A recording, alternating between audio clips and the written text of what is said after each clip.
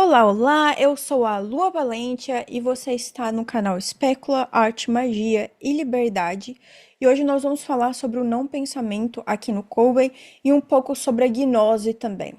Todo mundo quer aprender o que significa gnose, porque Peter Carroll diz que é fundamental para lançarmos feitiços, para que a fórmula da magia realmente funcione. O dia de gnose está lá como parte fundamental, junto com a crença também.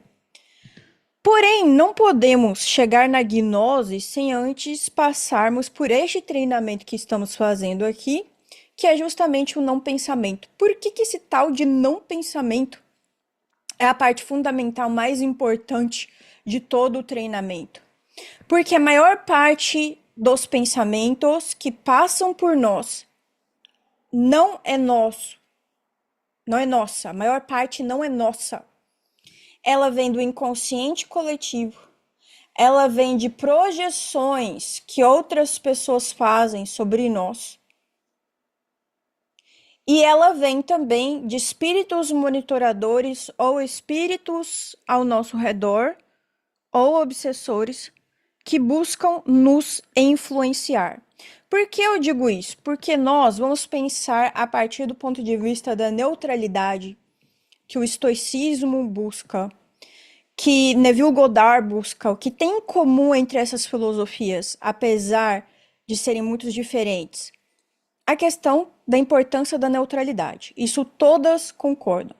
Então vamos pensar a partir do ponto de vista de neutralidade. E só por hoje a gente não vai pegar nem o lado A, B, nem o lado C. Cada lado, e aqui eu digo politicamente, espiritualmente, na nossa família, pensa de um jeito. Tem a sua narrativa, tem a sua estrutura do que é o correto, do que é o errado.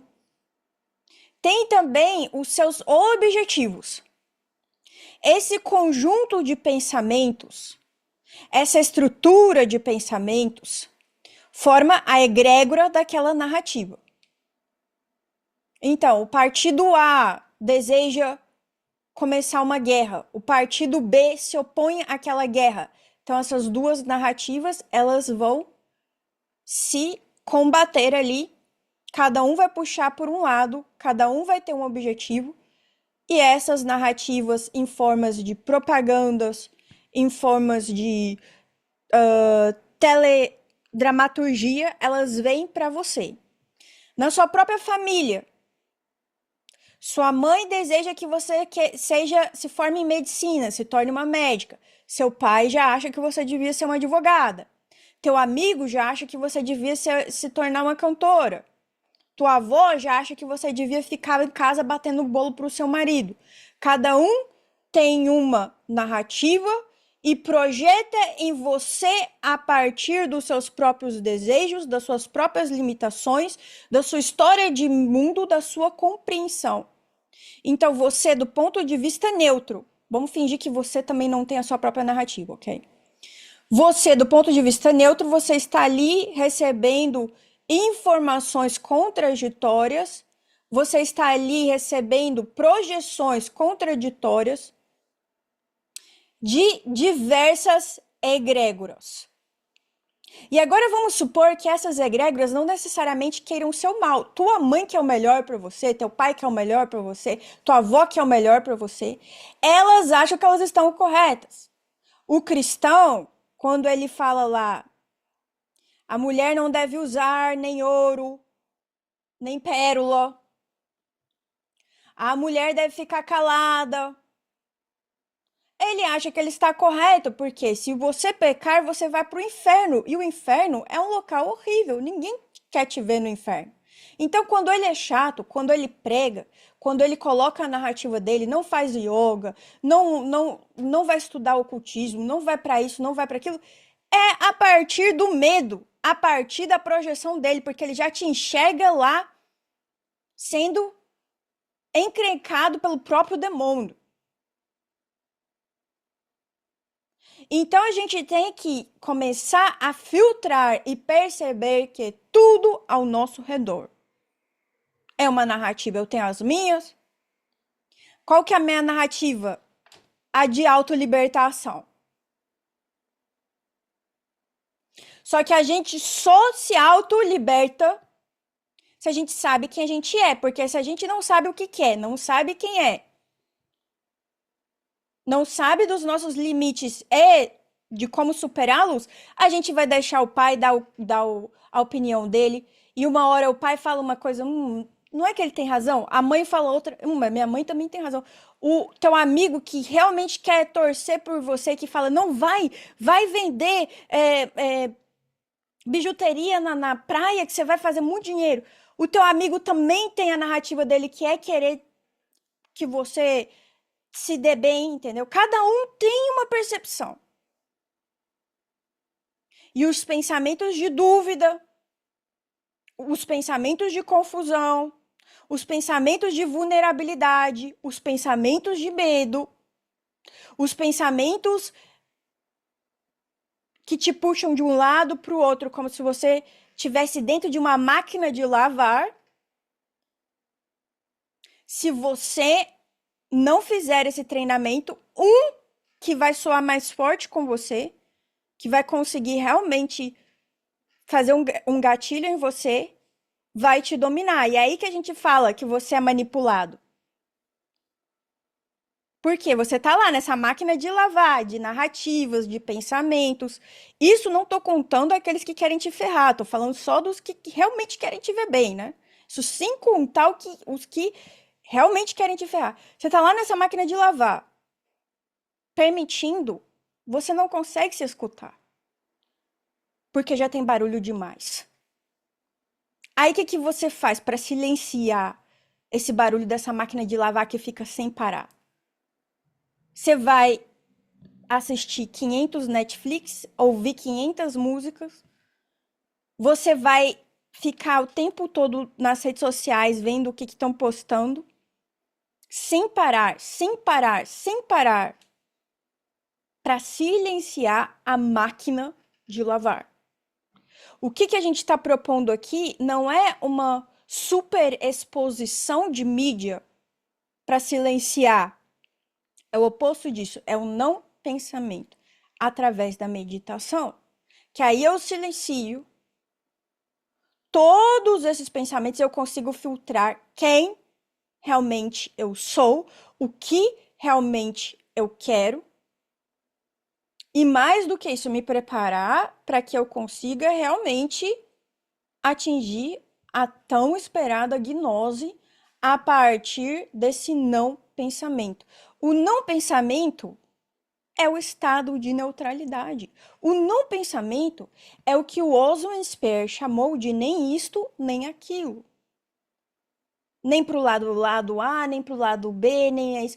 Ah, Lua, mas eu sei a verdade. Por que a magia do caos, agora na quinta onda, a gente tá no metamodernismo, mas ela tem muito do pós-modernismo, que é nós estamos neutros em relação à verdade.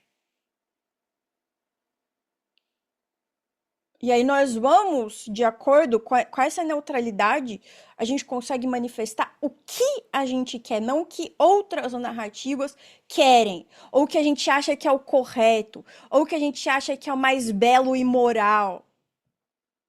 A gente não se preocupa com o que a sociedade, a família, ou qualquer que seja, diz que é belo e moral.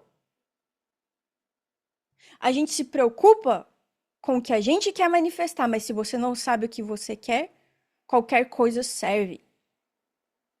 Se você não sabe quem você é, então você vai viver de acordo com a projeção e a limitação alheia. A limitação que tua mãe colocou, que teu pai colocou, que teus ancestrais colocaram. Então, quando a gente fala assim, vocês são os escolhidos, né? É a narrativa do metamodernismo. Você é o escolhido. Por quê? Porque se você não sai dessa máquina de lavar, você fica como todos os outros. Você é escolhido a sair, você é escolhido a parar essa bateção. Você é escolhido a tomar o seu poder de volta. Você é o escolhido a parar esse vazamento do seu potencial, porque você entende que você é Deus. Você é a WandaVision. Você escreve a narrativa e a narrativa se manifesta de acordo com o que você escreve, com a sua narrativa mental. É mais ou menos o seguinte: cada um está vivendo no seu próprio túnel de realidade. Então, deixa o outro viver no túnel em que a realidade explode. É o problema dele, é o problema dela. No seu túnel, na sua realidade, você só se dá bem. No seu túnel, na sua realidade, você manifesta. Você resolve problemas com facilidade. Você não aceita a vulnerabilidade, você não vive mais de acordo com a narrativa de que você é vulnerável, de que você é sofredor, de que você veio aqui para sofrer, de que o karma, blá blá blá, larirá. Deixa eles terem essa narrativa. Quer projetar o que quer projetar? Projeta. E aí depois vai ficar surpreso. Nossa, mas de repente essa pessoa aqui, ela tá vindo mal, mas de repente ela tá em Paris celebrando. Nossa, essa pessoa aqui, ela tava tão mal, mas agora ela subiu, ela pegou, conquistou o PhD, ela fez, aconteceu. Que isso? Deixa projetar limitações em você e você filtra com essa meditação. Inclusive, eu quero ler para vocês exatamente o que o Peter Carroll escreveu e também as afirmações que nós colocamos, tá? Então, de novo, gostaria de avisar vocês que está na Order Specula, tá em inglês e português, ok? Mas, de novo, gente, isso podia ser em alemão, japonês, não interessa, porque a gente está trabalhando o inconsciente aqui, tá? Então, olha só, não pensamento. Os exercícios de mobilidade e respiração, né, que vocês fizeram até agora, podem melhorar a saúde, mas não possuem outro valor intrínseco além de serem uma preparação para o não pensar. O início do estado de transe mágico. Enquanto estiver imóvel e respirando profundamente, comece a retirar da mente de quaisquer pensamentos que surgem. A tentativa de fazer isso inevitavelmente revela a mente como uma tempestade intensa de atividade. Apenas a maior determinação pode conquistar até mesmo alguns segundos de silêncio mental. Mas mesmo isso já é uma grande vitória. Busque a vigilância completa. Vigiai, vigiai. Sobre o surgimento dos pensamentos e tente prolongar os períodos de quietude total. Assim como a imobilidade física, essa imobilidade mental deve ser praticada em horários definidos e também sempre que surgir um período de inatividade. Os resultados devem ser registrados no seu diário. A gente vai prosseguir o diário da mesma forma, só que dessa forma aqui a gente está indo com o não pensamento. Quais são as afirmações? De novo, as afirmações estão tanto em português quanto em inglês, ok? Vamos lá. Minha mente está quieta e eu permaneço no comando. Retorno ao silêncio cada vez mais rápido. Então, quanto mais você fizer, mais você vai ver resultado. O silêncio dentro de mim é poder, não ausência. E aqui eu também foquei no chakra do coração, tá? Meu coração está aberto, mas perfeitamente protegido. Eu dou e recebo energia com discernimento. A gente não quer vazar nada, nenhuma energia vai ser vazada. Permaneço centrada independentemente do ruído externo. Gente, ó, se é A ou O, aqui não importa, tá? Eu amo sem me perder. Ou seja, a gente quer ser capaz de amar, a gente quer ser capaz de doar energia, a gente quer ser capaz de dialogar, só que sem se perder, sem perder o centro. Correto? Então, tudo isso é de extrema importância para o nosso treinamento. Para que a gente deixe de ter medo, porque na magia a gente não pode ter medo. Se a gente tem um objetivo, a gente segue o objetivo sem medo. Então, tem que proteger, vou proteger, mas tem que também que ferir, vou ferir, sem medo. A depender da situação. E também não ferir só porque você só porque te cutucaram. Não, quando realmente for necessário, se for necessário, com o que estava ali escrito? Discernimento. Por isso que se fala, busque o discernimento. O discernimento é mais importante que o conhecimento, porque você pode ter o conhecimento, mas o discernimento te fala quando usar aquele conhecimento. Ele fala, será que eu realmente devo fazer isso ou não? Quando você está confuso, não sei se é intuição, não sei se é paranoia, é o discernimento que te diz, não, olha, isso aqui você está um pouco paranoico porque você está consumindo muito conteúdo que te está puxando para esse lado aqui. Alguém quer te puxar essa narrativa aqui e você tá caindo nessa narrativa aqui que não tá sendo positiva para você, não tá sendo melhor para você. Sempre quando eu vou fazer uma consulta com a cliente ou cliente, eu olho a partir da perspectiva do cliente, o que é melhor pro cliente, para cliente.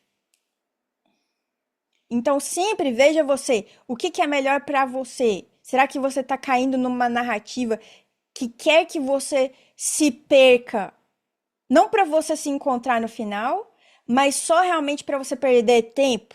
Você ficar ali dando voltas e voltas na mesma questão, perdendo tempo.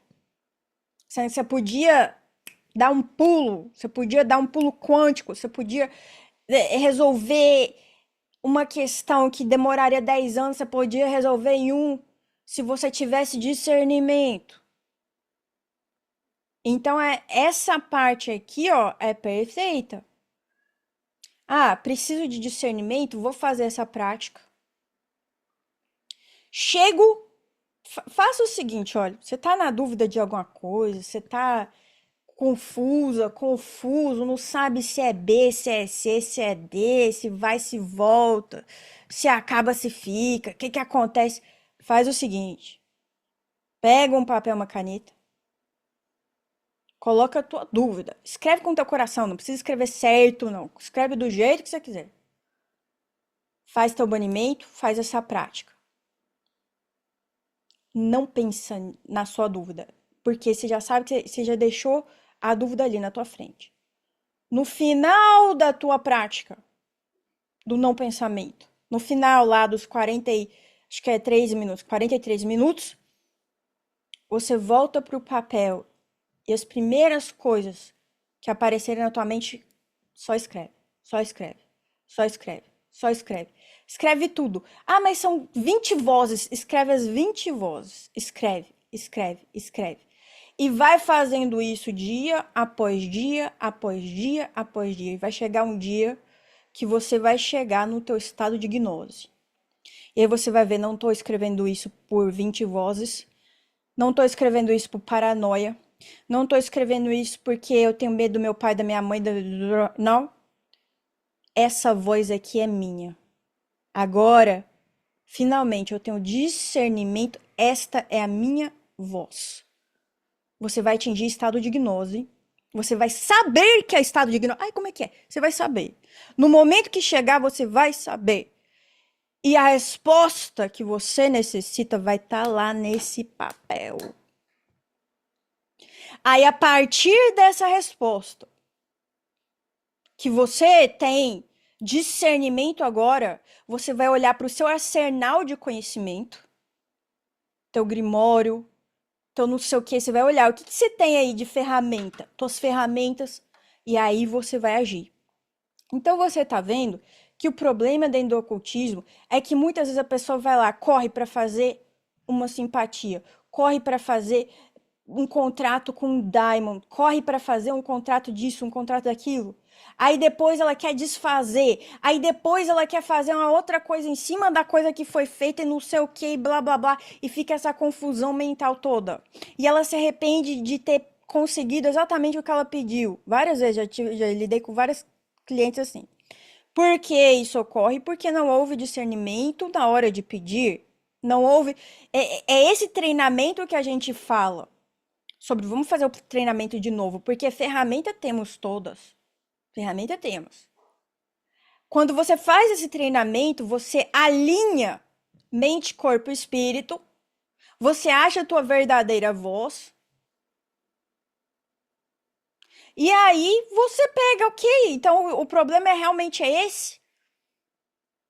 É isso que realmente eu quero fazer. Essa é a minha verdadeira voz lá bem no fundinho, escondido. Essa é quem eu sou. Aí você se enxerga no espelho. Você quer amplificar isso? Pode colocar um espelho na tua frente. Coloca um espelho, uma vela na frente. Entre você, vela e espelho, aí você deixa teu papel lá. Tem maneiras de amplificar isso. Vocês que têm ferramentas, vocês já sabem dessas coisas aqui tudo. Então vocês façam isso até encontrarem a voz de vocês. Não é o que a Lua Valentia falou, não é o que a tua entidade falou. É a tua voz. Qual é a tua voz? Essa é a minha narrativa. A minha narrativa é ultra individualidade. Lembram-se que vocês são deuses. Eu quero fortalecer a egrégora, porque quanto mais despertado, mais rápido é para manifestar. Não é o que eu falei. Se você, no final disso, você chegar na conclusão, Lua Valente, você está errada. Parabéns. Toma aqui o teu certificado. Vai seguir teu caminho. Vai fazer a tua egrégora. E porque você teve culhão de me falar isso, vamos ser aliados. Você não precisa estar aqui, mas se liberte. Falei o que eu tinha para falar e agora vamos liberar a casa aí. Quem quer falar agora? Posso falar? Com certeza. Eu percebo o estado de discernimento que tem algumas pessoas que são mais rígidas, e aí eu acho que para alcançar esse estado de discernimento a gente tem que se preocupar muito com a nossa rigidez. E de rigidez eu falo sobre certos dogmas que não necessariamente têm relação com religião, mas é dogmas de vida mesmo, de eu acho que eu tenho que tomar esse chá toda noite. Tô usando exemplo, tá, gente? Eu acho que eu tenho que tomar esse chá toda noite porque esse chá vai me fazer emagrecer 5 quilos, e aí a pessoa passa a vida inteira tomando um chá que ela não sabe se está fazendo certo ou não, acreditando fielmente naquilo. Só que quanto mais rígido que você é, menos criativo e também mais suscetível a ter futuras, até futuras questões psicológicas mesmo, quanto mais velho, que vão te levar a uma certa deteriorização do seu cognitivo. Então, acho que é muito importante a gente também trabalhar a flexibilidade. E para isso, tem uma técnica que eu chamo de questionamento. Eu não, né? Que chamam de questionamento socrático. E o questionamento socrático é você literalmente, ok. Meu, esse batonzinho aqui, ele é bom pro meu lábio. Por que que ele é bom pros meus lábios? O que que ele tem de composição? Deixa eu ler os ingredientes. Mas esses ingredientes, eles são bons mesmo? Deixa eu procurar, deixa eu entender um pouquinho mais o que que tem aqui. Porque com isso você vai criando a ideia de que as situações elas não são propriamente dadas. Tó, usa esse batom e pronto. Não, você entendeu por que que esse batom é bom pra você. Então, acho que a raiz do discernimento é realmente questionar. Questionamento socrático. Questiona, pergunta, pergunta, pergunta, pergunta. Porque aí no final você vai encontrar essa resposta, que seja sim ou não, mas essa resposta vai ser satisfatória o suficiente porque ela veio de uma certa clareza cognitiva. E não necessariamente de um dogma que te falaram para você usar, pronto, você vai lá e usa. E eu acho que é muito perigoso também quando se trata de redes sociais porque nas redes sociais você começa a cultivar esses ídolos, né? Ai, o fulaninho, o Neymar disse que essa é a melhor chuteira, acabou tudo. Calma, gente. O Neymar, ele tá sendo patrocinado, né? O Neymar, ele tem dinheiro envolvido, ele tem os interesses escusos dele e que ele tá com razão de ter, inclusive. Eu acho que todo mundo tem que ter interesse mesmo. Então, é isso que eu trago um pouquinho para a discussão de hoje. Nossa, perfeita. Amei essa questão do questionamento socrático. Quem mais quer falar alguma coisa? Eu acredito que o principal ponto do discernimento é que com ele a gente consegue alcançar autonomia, né?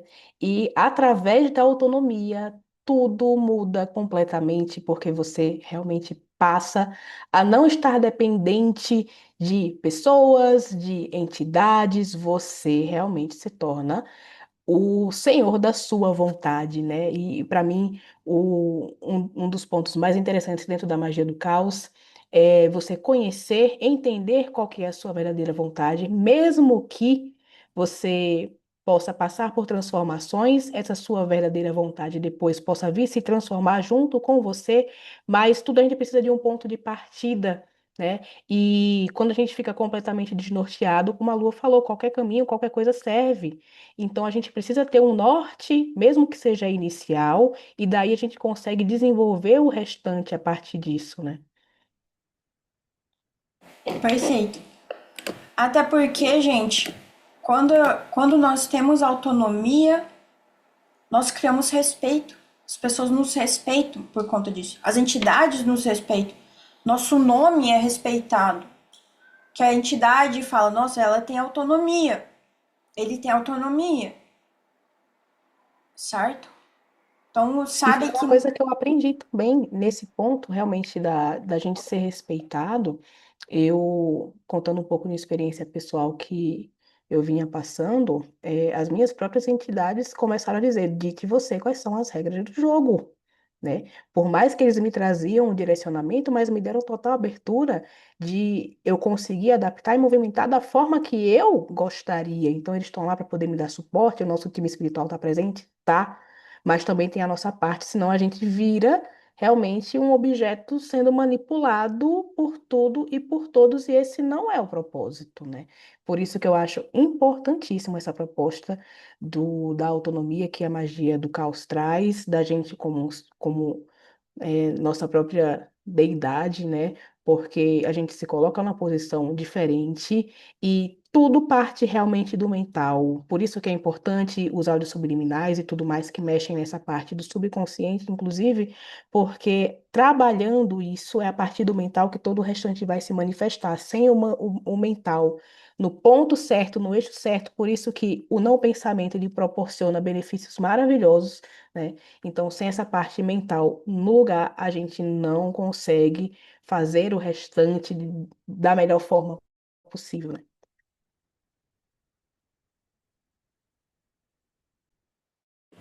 perfeito, concordo 100%. Alguém mais quer fazer alguma. Alguém mais quer falar alguma coisa, fazer alguma observação, fazer alguma pergunta ou falar sobre alguma prática ou alguma questão? Pode falar, gente. O momento é agora.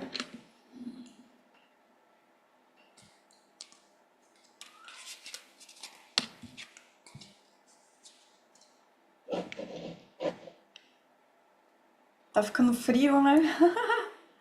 Eu tenho uma dica, não sei se vai ser útil para todos, mas uma coisa que me ajuda muito a silenciar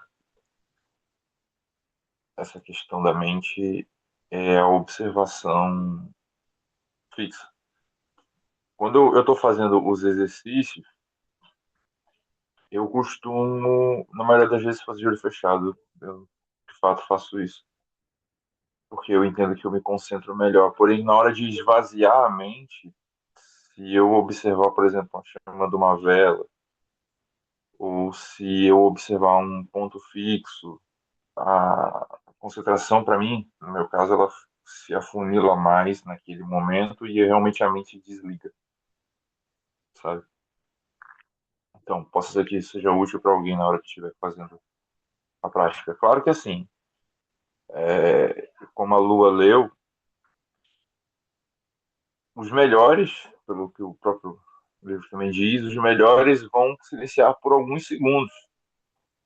Não necessariamente a gente vai logo de cara tentar fazer esse silenciamento da mente.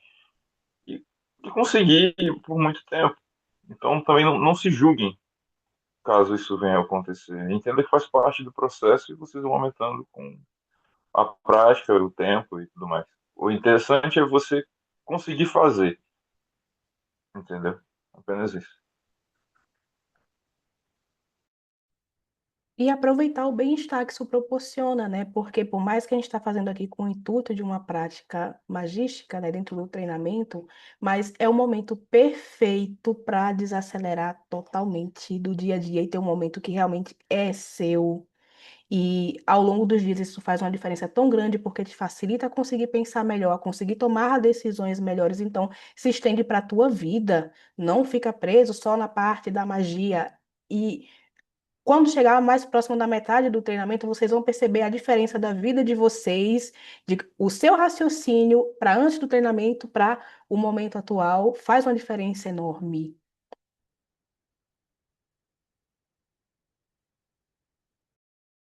Concordo plenamente. Concordo plenamente. O ideal é, se a gente entende exatamente por que a gente está fazendo, deixa de ser uma questão só, ah, eu tô fazendo porque alguém me mandou fazer. Não. Agora você entende exatamente qual que é o objetivo disso. Qual é o propósito disso. Acho que pela primeira vez, assim, realmente eu consegui explicar. Que nas outras vezes ficou meio assim, tipo, ah, mas pra que eu tô fazendo isso? Agora eu acho que tá perfeito, né? Então vamos fazer esse até o final de abril, tá bom?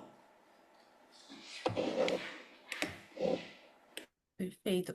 Eu estava na quinta e na sexta, eu estava em um congresso de doenças motoras e neurodegenerativas e foi muito abordado o tema como é importante o exercício físico e o cuidado mental, não somente quando você já está com uma doença neurodegenerativa, mas também pregressamente, né? Então, isso também ao longo da vida.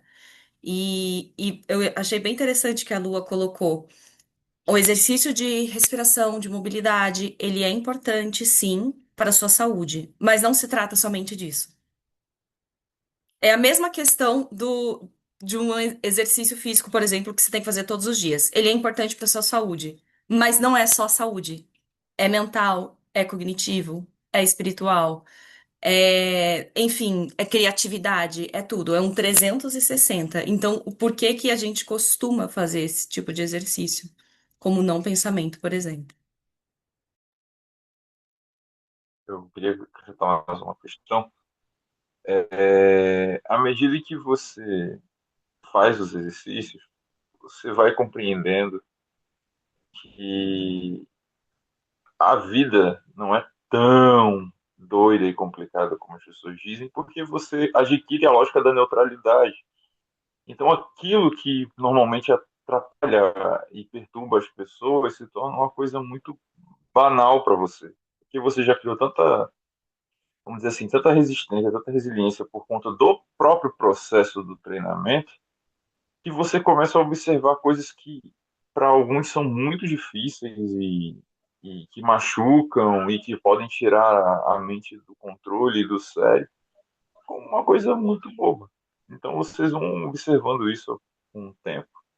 E isso é um grande sinal, inclusive, de que vocês estão indo bem no treinamento, que vocês estão indo bem no processo, porque você começa realmente a ver o mundo diferente. As coisas não têm mais tanto peso emocional e outros tipos de peso depois disso. E como a Lua falou, não é ser passivo, mas é conseguir ser seletivo, né? Inclusive, algumas pessoas do meu ciclo perguntam, Lara, como é que você consegue ficar tão tranquila com certas coisas que tem hora que parece que é meio absurdo. Eu fico, gente, normal, eu tô simplesmente super tranquila. Mas quando tem realmente situações a se preocupar, a tomar as rédeas, aí a gente consegue inclusive pensar em soluções com melhor clareza. Mas quando não é isso, você realmente muda a tua percepção e coisas que não são, não valem a pena a tua preocupação, você realmente consegue passar a separar e deixar o momento certo para se preocupar e não ficar trazendo isso para o dia a dia, e a vida se torna mais leve assim. Eu costumo dizer que minha vida antes do treinamento era uma coisa, depois do treinamento virou outra em todos os aspectos, não só na magia, mas de forma geral. E eu estava até conversando com alguém esses dias, e eu falei justamente isso, de que o treinamento é uma coisa que deveria realmente ser para qualquer um que está buscando o ocultismo, porque ele é para a vida, né? Então a gente pega muito no pé disso, mas quando a gente está buscando resultados, buscando mudanças através da magia, é para melhorar a nossa vida. Eu acredito que ninguém aqui está querendo piorar a vida. Então, são as ferramentas que a gente tem para poder fazer isso funcionar de uma forma de conseguir aproveitar dos nossos resultados, né? Então, aproveitar da colheita daquilo que a gente plantou. Eu tava vasculhando as redes sociais hoje e eu vi uma criadora de conteúdo chamada Aline Tofano. Ela é bem inteligente, é uma mulher que tá fazendo bastante sucesso, ela tem alguns ensinamentos, com uma pegada um pouco femme fatale, é bem legal. E ela trouxe um questionamento, ela falou assim, vocês precisam saber separar processo de vida de tragédia. E é justamente esse discernimento. Ai, perdi o ônibus que eu ia pro trabalho. Tá. É um processo que acontece na vida, ponto, e que você tem que lidar com isso, ou é uma tragédia? E ela até comenta, tragédia é realmente situações muito complexas que não têm solução, como, por exemplo, uma doença fatal, como, por exemplo, uma morte, como, por exemplo, alguma coisa que realmente acontece que acomete a vida daquela pessoa. A gente está falando de processo de vida ou morte. Mas acontecimentos da vida, de perdi o ônibus, o café queimou, derrubei leite na sala, meu gato passou mal, enfim, situações e situações e situações ter esse discernimento para não cair na ideia de que tudo é uma tragédia, tudo é uma catástrofe, de que a sua vida acabou porque o leite derrubou, porque você derramou o leite na pia. Então, acho que vale um pouco do que a Astra e o Silvio falaram a respeito de ter esse discernimento, essa clareza. Outra questão também que vale muito a pena falar, que eu já tinha trazido no meu outro vídeo, é sobre a questão dos cheiros, que na verdade é uma metáfora. Como você falou do leite, o leite derramado, o leite apodrecendo, ele vai chamar mais atenção do que o cheiro das flores no jardim. O que eu quero dizer é que porque o nosso cérebro precisa sobreviver, ele vai puxar mais atenção para aquilo que não está funcionando, aquilo que está apodrecendo, aquilo que é um problema que você precisa resolver, porque ele quer que você resolva, porque ele quer se sentir a salvo, do que aquilo que está dando certo, que é lindo. Então a gente vai deixando a narrativa de que está tudo apodrecendo, de que está tudo dando errado, de que a vida é uma tragédia, se supor, se superar, se ser mais importante do que a narrativa de que na verdade existem flores. E o problema das redes sociais, o problema das notícias, disso tudo que a gente já sabe, é que vão se focar mais no leite que está apodrecendo. E ainda vão te culpabilizar por leite que está apodrecendo do outro lado do mundo. Então, não apenas você tem que ver, olhar para o teu leite que está apodrecendo, mas o leite do outro lado do mundo, e o leite de não sei o quê, e o leite que está orbitando o planeta. Então, não dá. Não dá. Então, o que a gente propõe é, ok, existe o leite apodrecendo, tem como ser limpo agora? Qual que é o controle que você tem sobre isso? Né, o estoicismo, ele traz isso. Qual que é o seu controle sobre esse leite que está apodrecendo? O que você pode fazer para isso? Se não, coloca a sua energia, a sua atenção no jardim que está dando certo, no jardim que está funcionando, naquilo que está indo bem. E pega a narrativa de que, cara, o mundo é muito lindo.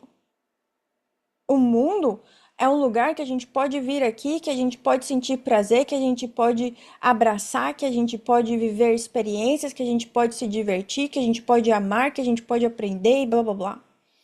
Em vez de, o mundo tá acabando. Quando eu realmente percebi isso, porque demora um pouco, porque eles usam a culpa contra a gente, Eles usam a nossa empatia contra a gente. Estou falando assim das guerras de narrativas, né? Eles usam o nosso senso de dever contra a gente. Tá? Ficam usando essas narrativas, ficam querendo te puxar. Não, você tem que prestar atenção aqui, olha. O mundo tá acabando. Só que eu percebi, gente, todo ano o mundo vai acabar. Todo ano tem um que vai falar sobre isso.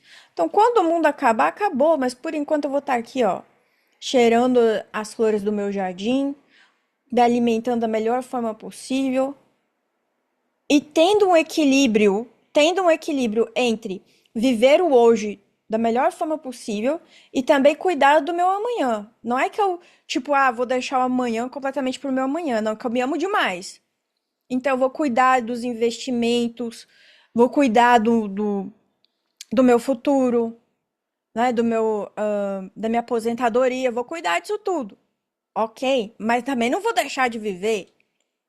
Eu vi uma notícia outro dia de um homem que ele tinha investido não sei quantos milhões, morreu completamente pobre e nunca desfrutou de um centavo dos milhões que ele tinha investido. Então não é nenhum nem outro. É separar. Aí você tem que ver com o pessoal da finança que eles falam exatamente a porcentagem, tá? É separar uma certa porcentagem para o seu futuro e uma certa porcentagem para você viver também. Não dá para ser uma pessoa que, não, não vou viver nunca, ou só amanhã quando as estrelas se alinharem, que as estrelas nunca vão se alinhar perfeitamente. Sempre vai ter um cachorro sofrendo no mundo. Sempre vai ter algum problema, vai ter. Então, você escolhe no que você vai dar a sua atenção. Onde você vai depositar a sua atenção. E esse exercício de não pensamento é exatamente isso. Depois que ele termina, a gente fica, nossa, realmente, eu sinto até um alívio aqui agora, que eu tô colocando muita atenção nisso aqui, entende? Em vez de colocar atenção naquilo que realmente me beneficia.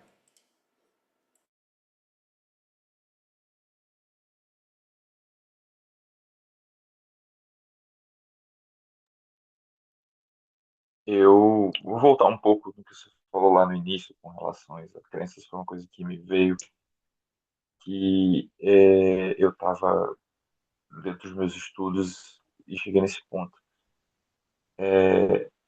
As crenças também, não só das pessoas, mas da própria sociedade em si, mas não aquelas crenças que ficam bem na sua cara, sabe?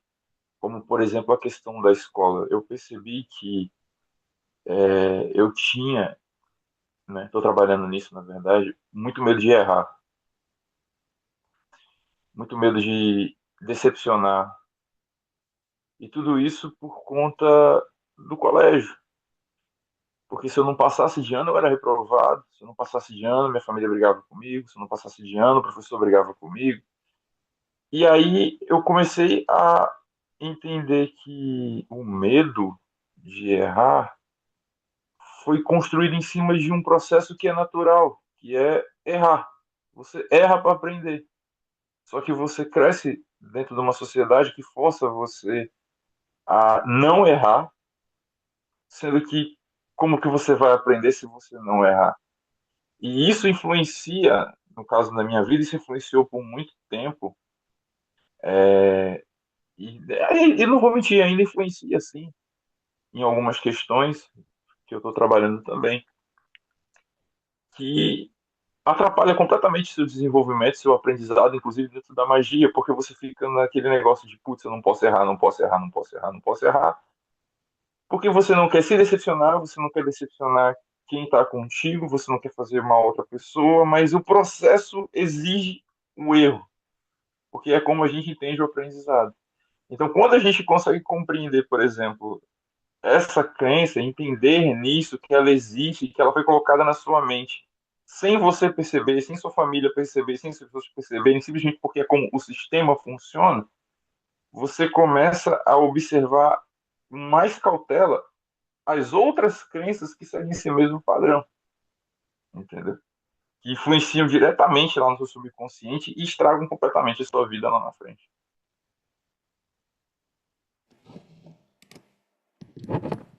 Concordo plenamente. Bom, gente, se não houver nenhuma questão de dificuldade do treinamento em si, eu acho que já falamos aqui por uns bons 54 minutos. Acho que já deu, né? Mas alguém tem alguma pergunta, alguma coisa que queira falar? Não? Então vamos, gente. Tenham um bom domingo pra vocês aí. Até o próximo. Tchau, tchau.